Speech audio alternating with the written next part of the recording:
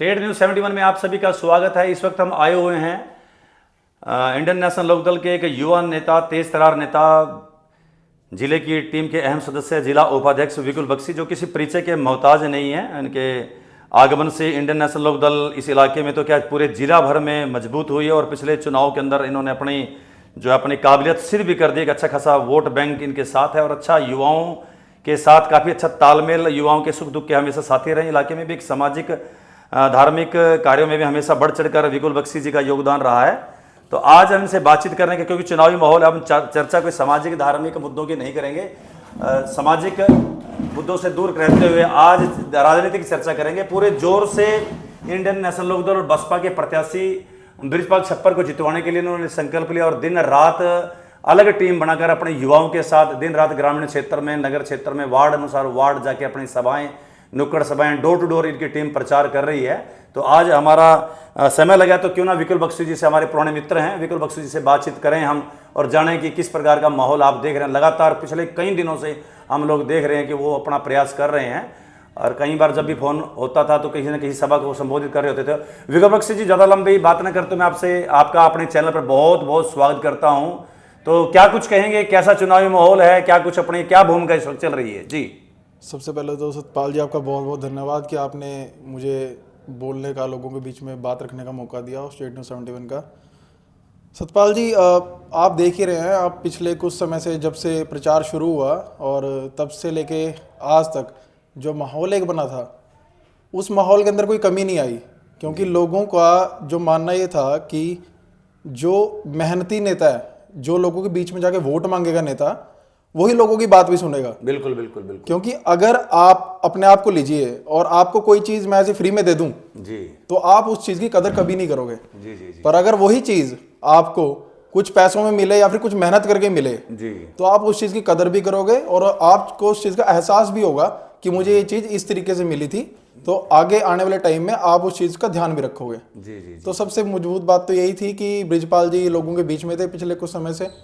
11 साल उन्हें हो गए कांग्रेस का झंडा उठाए हुए, तो 11 साल से वो लोगों, उससे पहले वो इनेलो से रहे, तो करीबन 20 साल का उनका जो संघर्ष है उसको देखते हुए लोग आज उनके साथ लगे हुए हैं। और मैं आज फिर एक बात, मैं सबको यही बात बोलता हूँ कि सिर्फ एक बीएसपी या आईएनएलडी की वोट नहीं, बृजपाल जी को हर पार्टी से, हर धर्म से, हर तबके से बिल्कुल बिल्कुल वोट जो है वो पड़ेगी। 36 की 36 बिरादरी जो है वो बृजपाल जी के साथ खड़ी है। और पहली बार ऐसा हुआ है कि एक जाट भी जो है वो बीएसपी की वोट मांग रहा है, एक बानिया भी बीएसपी की वोट मांग रहा है, एक ब्राह्मण भी बीएसपी की वोट मांग रहा है। मतलब 36 की 36 बिरादरी जो है वो बीएसपी के साथ खड़े होकर बृजपाल जी को जितवाने का काम करेगी। जी जी। तो आप भी लगातार प्रचार करें, तो एक ऐसा एक माहौल आपको नजर आ रहा है इस वक्त, लगातार आप लगे हुए हैं इस मुहिम में? मैं रोज अपनी एक अलग टीम, युवाओं की टीम है हमारी, हम चलते हैं और अपने जो युवा साथी थे जो पहले हमारे साथ जुड़े हुए थे, मतलब बहुत लोगों से मिलना होता है। तो जो मैंने अभी आपको बात कही कि एक तरफा माहौल लग रहा है, मतलब कहने की एक बात अलग है, और आपको पता है कि मैं बहुत ज़्यादा कोई बड़ाई मारने वाली बात नहीं करता कभी, पर माहौल एक तरफा है। क्योंकि यूथ के साथ साथ, बुजुर्गों के साथ साथ, महिलाओं के साथ साथ हर एक इंसान सिर्फ ये बात कह रहा है कि एक मौका एक ऐसे इंसान को देना बहुत ज़रूरी है जो लोगों के बीच में पिछले 20-25 साल से घूम रहा है। क्योंकि 15 साल बलवंत जी को भी देख लिया, फिर रेणु बालाजी को भी देख लिया, तो एक मौका इनको देना ज़रूरी है और देना भी चाहिए। तो ऐसे भाव तो लोगों में आ रहे हैं कि मौका देना चाहिए। तो आपको लगता है कि जैसे अगर विधायक बनते हैं तो वो उन सभी अपेक्षाओं पर लोगों की खरे उतरेंगे, वो कि समस्या में समाधान करेंगे? हमेशा ही सडोरा पिछड़ेपन में रहा है।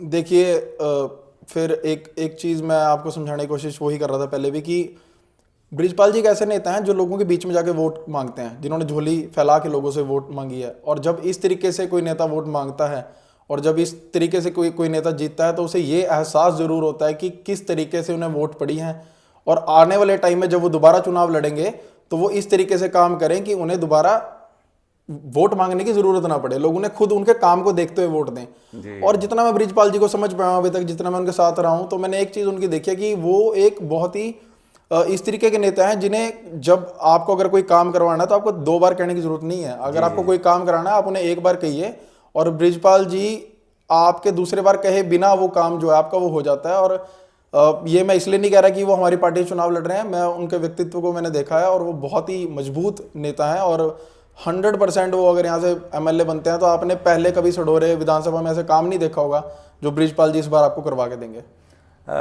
विकुल जी, एक तरफ मौजूदा विधायक, दूसरी तरफ दो दो तीन तीन टाइम का विधायक, और ऐसे में एक ऐसा व्यक्ति जिसे कहते हैं कि राजनीति का तो खैर अनुभव नहीं है, लेकिन लोगों के सुख दुख का वो साथी रहा है, तो क्या इस बारे में क्या कहेंगे?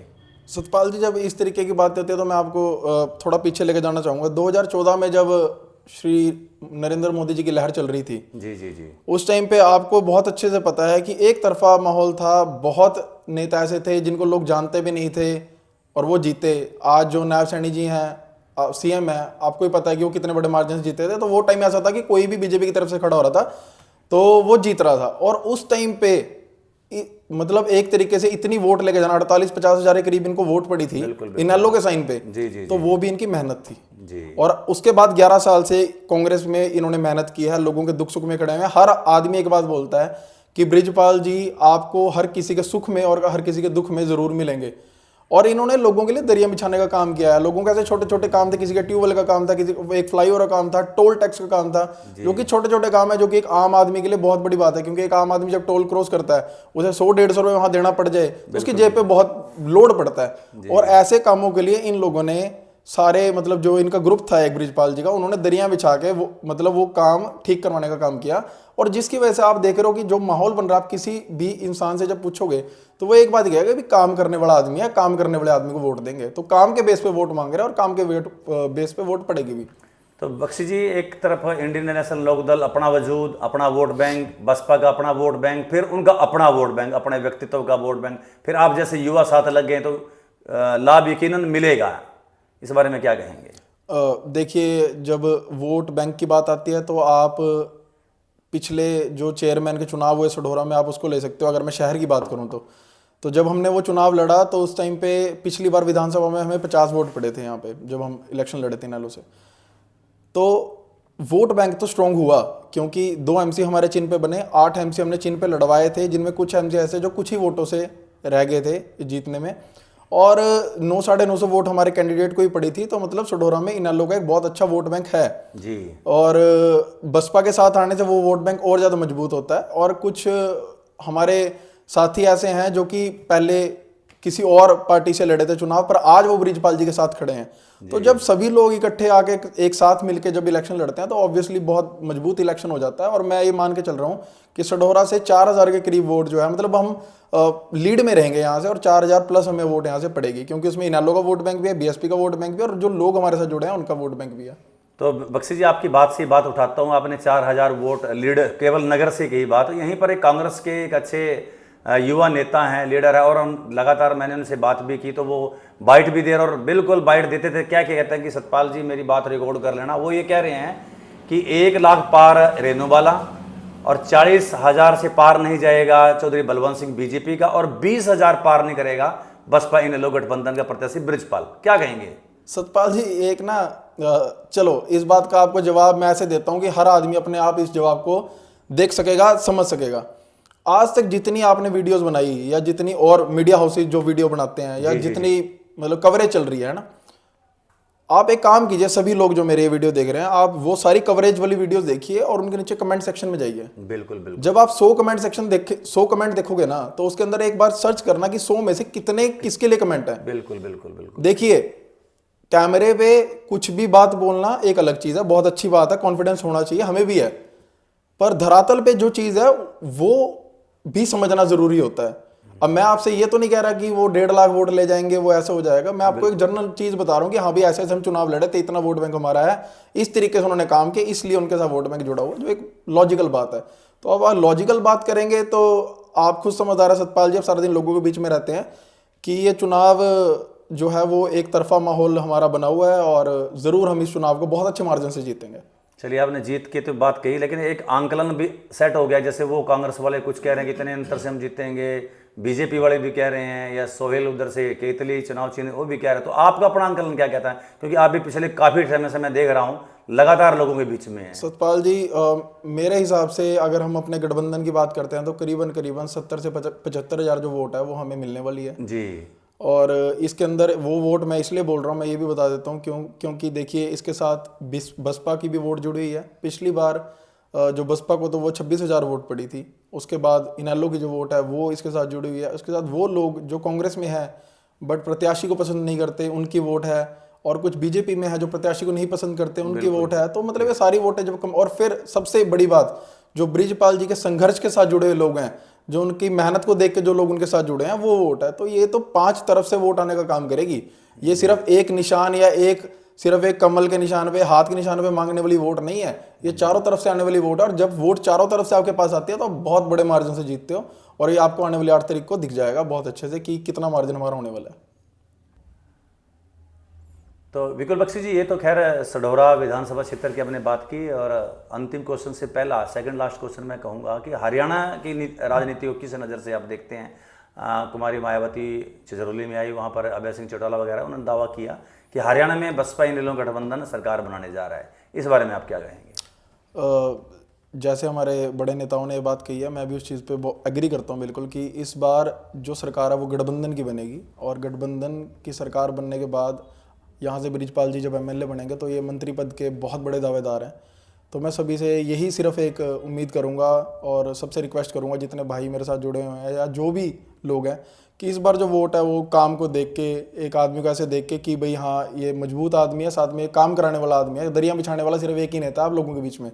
और अगर उस नेता को आप मौका नहीं दोगे तो आप ये नहीं कह सकते बाद में कि आपके काम नहीं हुए, क्योंकि अगर काम करवाने हैं तो ऐसे नेता को जिताना पड़ेगा जो काम कराने के हक में है।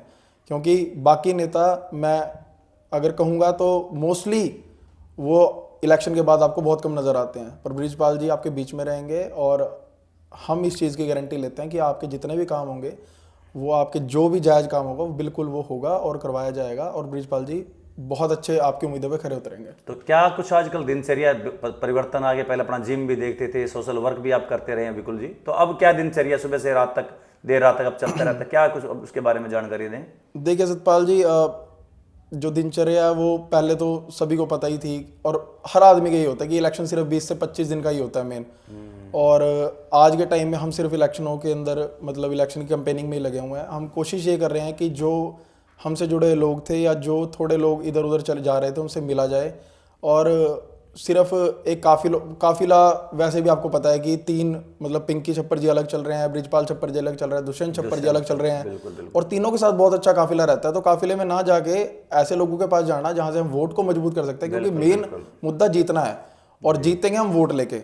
तो हम सिर्फ वोट बैंक को मजबूत करने पे लगे हुए हैं और हमारी टीम बहुत अच्छे से काम कर रही है। आप आने वाले टाइम में जब 8 तारीख को रिजल्ट आएगा तो आप देखेंगे कि हम बहुत अच्छे मार्जिन से, और जो हमारा अपना पर्सनल वोट बैंक है या जो हमारे भाइयों का साथ जुड़ा हुआ, वो सारा एकदम बृजपाल जी के साथ जाएगा और बहुत अच्छी लीड मिलेगी ना। तो काफ़ी बेबाकी से आपने बातचीत की, तो चलते चलते एक अपील बृजपाल छप्पर के लिए क्या कुछ कहेंगे आप? देखिए, मैं सभी से हाथ जोड़ के, मतलब बृजपाल जी झोली फैला रहे हैं, मैं भी आपसे ही कहूँगा, मैं हाथ जोड़ के आपसे सिर्फ यही अपील करूँगा कि मेहनत की है बृजपाल जी ने, और पिछले 20 से 22 साल हो गए हैं लोगों के बीच में जाते हुए, सुख दुख में जाते हुए, और सबको इस बात का पता है, हर आदमी मुझसे यही बात बोलता है कि हाँ भाई मेहनती आदमी है। तो अगर आप लोग ये मानते हैं कि वो मेहनत करने वाले हैं, अगर आप लोग मानते हैं कि वो आपके लिए दरिया बिछाते हैं, तो मैं आपसे एक बार ये अपील करूंगा कि एक बार सब कुछ भूल के सिर्फ मेहनत को, सिर्फ काम को वोट दीजिए। और ये जो आप वोट देंगे, आप 5 साल ये नहीं कहेंगे कि आपकी वोट खराब गई। और एक चीज़ मैं और कहना चाहूँगा कि बृजपाल छप्पर जी 100% यहाँ से सीट निकाल लेंगे, और निकालने के बाद वो मंत्री बनेंगे। और जब यहाँ का कोई मंत्री बनेगा तो आपके कितने काम होंगे, आप ये एक बार सोच के देखिए। और बृजपाल जी जैसा अगर मंत्री बनेगा तो जो काम 1% होने थे वो 100% होंगे। तो बृजपाल जी को वोट दीजिए, मैं तो आपसे यही रिक्वेस्ट कर रहा हूँ, हाथी का बटन दबाइए और बृजपाल जी को जिताइए। धन्यवाद। तो ये थे विकुल बख्शी, जिन्होंने बेबाकी से, बड़े उत्साह के साथ, पूरे कॉन्फिडेंस के साथ अपनी बातचीत की। और कॉन्फिडेंस यकीनन, कहते हैं ना कि फील्ड में जो व्यक्ति रहता है, कॉन्फिडेंस स्वतः जाग जाता है, लोगों से संपर्क इनका रहता है, और लोगों से भले ही छोटी उम्र है लेकिन एक अच्छा खासा तजर्बा लोगों के बीच में, सामाजिक दुख सुख का साथी, धार्मिक दुख सुख का साथी विकुल बख्शी इस इलाके का अच्छा खासा नाम है। और जो कहते हैं उस पर वो खरे भी उतरते हैं, मात्र कल्पना नहीं करते। और कुछ बात कह रहे हैं तो जरूर उसमें दमखम होगा। बाकी तो आने वाला समय बताएगा कि ऊँट किस करोड़ बैठेगा। तो खैर, ये थी एक मुलाकात विकुल बख्शी के साथ, जो युवा नेता हैं, इलाके में एक अच्छा खासा नाम है, एक अच्छा व्यक्तित्व है, मिलनसार व्यक्तित्व है। तो ये थी विकुल बख्शी जी के साथ एक मुलाकात। जरूर अधिक से अधिक इसको शेयर कीजिएगा, लाइक कीजिएगा, और कमेंट्स बॉक्स में अपने कमेंट्स भी जरूर डालिए। बहुत बहुत धन्यवाद।